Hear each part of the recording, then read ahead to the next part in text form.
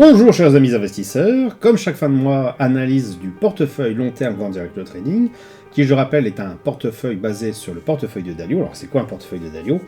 Eh bien donc c'est une répartition comme ce qui apparaît à l'écran, donc 30% du capital en actions, 55% du capital en obligations à peu près à part égale entre les obligations long terme et les court terme moyen terme, et le reste en matières premières, à moitié entre l'or et les matières premières, on va dire en dehors de l'or, les matières premières industrielles. Là-dessus se rajoute du market timing. Donc qu'est-ce que c'est market timing? Tout simplement lorsqu'un prix clôture au-dessus du moyen mobile 10 périodes mensuelles, eh bien, on va avoir tendance à se positionner à l'achat. Et bien sûr, il faut que cette moyenne mobile soit croissante. Si cette moyenne mobile est décroissante et qu'on clôture en dessous, on va plutôt être en mode je reste à l'écart. Et enfin, dans tous les autres cas de figure, soit on reste en position si on est déjà positionné avec le nombre d'actions suffisant par rapport à la répartition que vous avez devant les yeux, soit eh bien, tout simplement on décide de ne plus rajouter au pot dans le cas où on n'aurait pas encore atteint la répartition. Allez, on commence tout de suite avec les actions. Donc le mois dernier, on avait clôturé en dessous de la moyenne mobile 10 périodes qui restait pour le coup croissant. Donc je recommandais de ne pas, bien sûr, de ne pas vendre toutes ces positions, mais de ne pas non plus rajouter au pot autant qu'on avait bien, cette clôture en dessous de cette moyenne mobile. On l'a bien fait puisqu'effectivement le prix est bien reparti. Et on a une moyenne mobile 10 périodes croissantes, un prix qui clôture au-dessus, donc c'est tout à fait intéressant. Si vous n'avez pas encore atteint la répartition de 30% de votre capital, si ce n'est pas encore le cas, eh bien, ça peut être intéressant de tout simplement de rajouter au pot. Concernant les obligations, on commence par avec les longs termes, donc on voit toujours qu'on est aux fraises. On a un prix qui clôture en dessous de la moyenne mobile 10 périodes décroissantes, et ça fait un moment que ça dure, c'est vraiment du crack obligataire de grande envergure. Chaque bougie ici représente un mois, donc vous voyez bien que ça fait quelques années qu'on est en galère, donc plus d'intervention, plus d'achat sur les obligations selon la stratégie du koala, donc on reste à l'écart. Concernant les obligations court terme, moyen terme, c'est un petit peu mieux parce qu'on vient de clôturer au-dessus la moyenne mobile 10 périodes, elle devient très légèrement croissante. C'est ce qui s'était passé ici il y a 4 mois où je vous avais indiqué que ça pouvait être intéressant d'entrer en position. Alors certains vont me dire, ben non, là on voit qu'il y a une résistance qui apparaît ici, le prix n'a pas explosé cette résistance et donc il faut attendre que ça l'explose pour revenir en position. Si vous faites ça, c'est du trading. Nous on fait vraiment de l'investissement dans la stratégie Koala, l'investissement long terme. Et donc il faut appliquer bêtement la méthode. Le prix clôture au-dessus de moyenne 10 périodes croissante, donc on achète en position, on rentre en position, on achète. Ça ne veut pas dire qu'on rentre tout d'un coup, comme je le disais, on fait du dollar cost averaging, c'est-à-dire de la moyennisation. En gros, on en achète un petit peu tous les mois plutôt que mettre le paquet en une seule fois.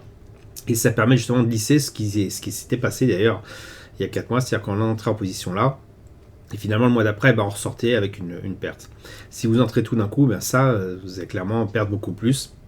Alors que si, à la faveur d'une hausse, vous entrez un petit peu au fur et à mesure, et puis une fois que vous êtes servi, vous gardez cette hausse le plus longtemps possible, bien c'est là qu'on fait vraiment les gains, et qu'on gomme ces petites pertes, qu'on va peut-être avoir à nouveau, peut-être que le mois prochain on va clôturer, qu'on va se mettre à osciller.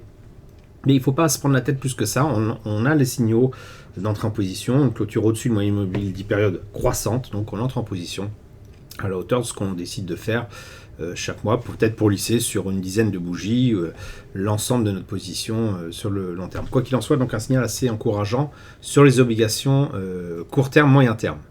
On passe maintenant à l'or, qui se porte toujours aussi bien. Certes, il y a des oscillations au gré d'un petit peu ce qui se passe dans le monde économique. Mais voilà, le mois dernier, on avait une forte clôture, enfin une clôture au-dessus du moyen mobile 10 périodes croissantes, une clôture assez importante. Là, on a la même chose.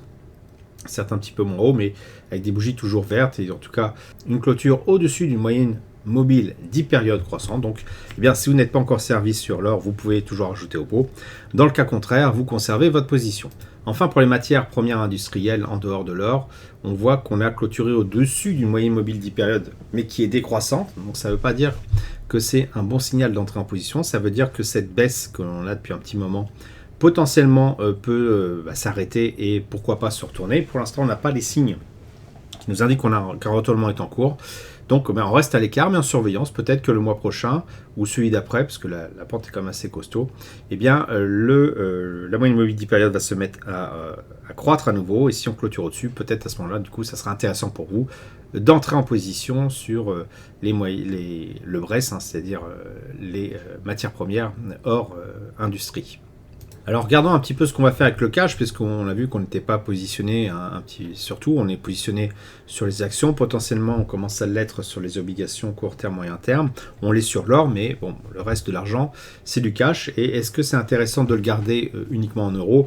Eh bien on voit clairement avec ce graphique que non, puisque déjà rien que l'euro par rapport au dollar, on voit que le dollar se comporte un peu mieux. Alors certes, on clôture au-dessus d'une moyenne mobile 10 périodes, mais celle-ci est toujours décroissante pour l'euro, ce qui indique que ce n'est pas encore le moment d'entrer en position, ou en tout cas de conserver notre cash au format euro, en euros, et l'USD, pour l'instant, même s'il donne des signes de faiblesse par rapport à l'euro, n'indique pas que cette faiblesse va se transformer en baisse par rapport à l'euro. Donc pour l'instant, garder du dollar par rapport à l'euro, ça donne du sens, mais on va voir que comme souvent le franc suisse tire son épingle du jeu, et si je regarde justement la courbe du franc suisse par rapport à l'euro, alors en l'occurrence c'est l'inverse, c'est l'euro par rapport au franc suisse, on voit que l'euro clôture en dessous d'une moyenne mobile 10 périodes décroissance, ce qui veut dire vraiment qu'il est en baisse par rapport au franc suisse. On traduit en inversant cette phrase en disant que le franc suisse est vraiment en hausse par rapport à l'euro, et donc c'est toujours intéressant de acheter du franc suisse par rapport à l'euro. Alors vous allez me dire, quel est le jeu entre l'USD et le franc suisse? Et bien là encore, on voit clairement que le franc suisse est plus fort que l'USD en termes de momentum, puisque là, cette courbe inversée de l'USD par rapport au franc suisse, on a une clôture en dessous d'une moyenne mobile 10 périodes décroissante, ce qui signifie que vraiment l'USD est en très mauvaise posture par rapport au franc suisse.